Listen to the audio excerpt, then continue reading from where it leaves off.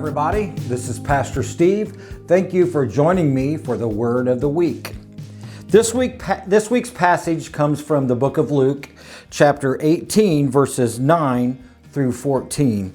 And it says this, "And he also told this parable to some people who trusted in themselves that they were righteous and viewed others with contempt.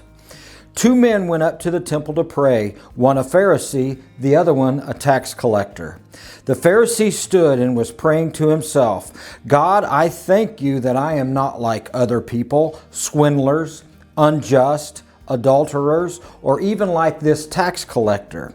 I fast twice a week. I pay tithes of all that I get.'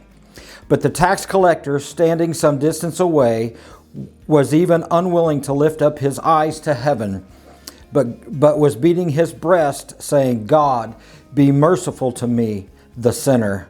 I tell you, this man went to his house justified rather than the other. For everyone who exalts himself will be humbled, but he who humbles himself will be exalted." The first thing I would like to point out is right there at the beginning in verse number 9, where Jesus is actually telling this to some people that really needed to hear it.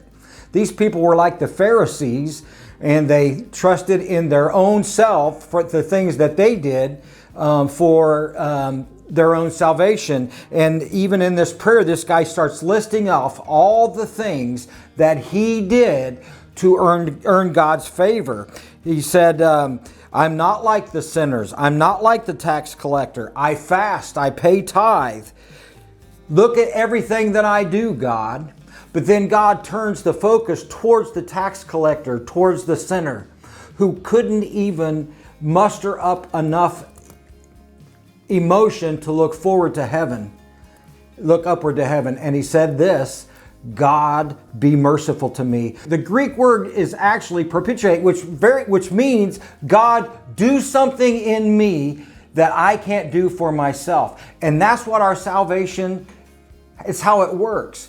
It's God's working in us. It's nothing that we do. There are other scripture passages that support this same idea, that it is not what we do, but only what God does for us. So do we want to do good works? Do we want to do good things? Absolutely we do.